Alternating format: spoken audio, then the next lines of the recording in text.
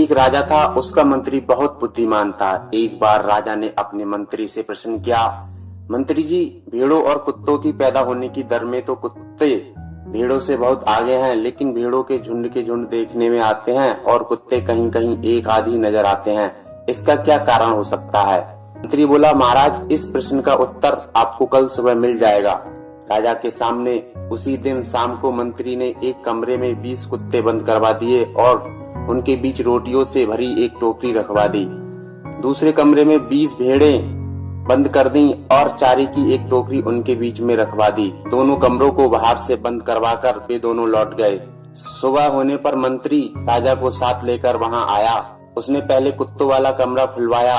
राजा को यह देखकर बड़ा आश्चर्य हुआ कि 20 के 20 कुत्ते आपस में लड़कर अपनी जान दे चुके हैं और रोटियों की टोकरी ज्यों की त्यों रखी है। कोई कुत्ता एक भी रोटी नहीं खा सका। इसके पश्चात मंत्री राजा के साथ भेड़ों वाले कमरे में पहुंचा।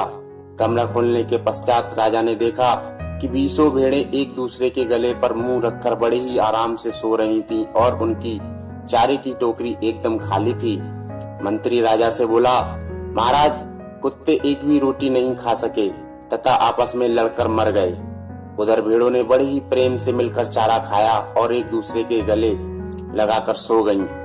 यही कारण है कि भेड़ों के वंश में वृद्धि है, समृद्धि है। उधर कुत्ते हैं जो एक दूसरे को सहन नहीं कर सकते। जिस बिरादरी में इतनी घृणा तथा द्वेष होगा, उसकी वृद्धि भला कैसे हो सकती है? राजा मंत्री की बात से पूरी तरह संतुष्ट हो गया।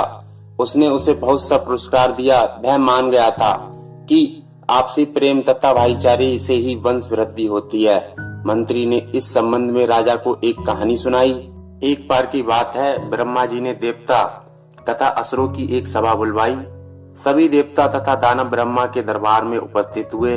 ब्रह्मा ने वैसे तो दोनों ही समुदायों की बड़ी आवभगत की, लेकिन देवताओं के प्रति उनके मन में अधिक श्रद्धा तथा सम्मान था। दानवों ने इस बात को भांप लिया कि ब्रह्मा के मन में देवताओं के प्रति अधिक मान सम्मान है।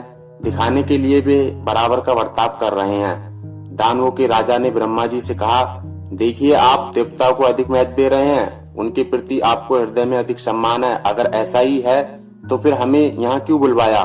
ब्रह्मा ने बहुत समझाया बुझाया, किंतु दानवों का क्रोध कम नहीं हुआ। अब ब्रह्मा जी ने संकल्प ले लिया कि दानवों को इस बात का बोध कराना ही होगा कि वे देवताओं की बराबरी नहीं कर सकते। ब्रह्मा जी ने असुरों के राजा से कहा, मुझे प्रसन्नता होगी यदि आप देवताओं के समान बन जाएं, उनसे पीछे ना रहें। हम तो पहले ही उनसे बहुत आगे हैं। असुरों के राजा ने अकड़ कर कहा, बुरा ना माने तो मैं आपकी परीक्षा ले लूं? ब्रह्मा जी ने पूछा। ठीक है, हो जाए परीक्षा, दानवों के राजा ने कहा। रात के भोजन में ब्रह्मा जी ने देवताओं दानवों सबके हाथों और उंगलियों पर डंडे बंधवा दिए, जिससे दोनों के हाथ मोड़ ना सकें। सबसे पहले ब्रह्मा ने असुरों के आगे लड्डुओं के बड़े बड़े थाल परोसे और कहा कि जो अधिक लड्डू खाएगा वही श्रेष्ठ होगा। दानवों ने लड्डू उठा तो लिए, किंतु हाथ में डंडे बंधे होने के कारण वे लड्डुओं को अपने मुंह तक नहीं ले जा सके और ऊपर उछालने पर मुंह में लेने का प्रयास करने लगे। यह एक विकट समस्या उत्पन्न हो गई। बहुत प्रयास करने के पश्चात भी कोई भी दानव लड्डू खाने में सफल नहीं हो सका। सभी उठ गए। अब देवताओं की बारी आई। उनके हाथ पर भी उसी प्रकार डंडे बांधे गए। उनके हाथ भी नहीं मुड़ सकते थे। पंक्ति में बैठे सभी देवताओं के सम्मुख लड्डू परोसे गए। देवताओं ने दो दो जोड़ी बना ली।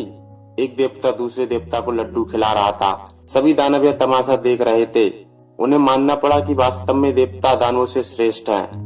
राजा को मंत्री की कहानी बहुत पसंद आई। वह मान गया कि वास्तव में एकता द्वारा कुछ भी कार्य किया जा सकता है।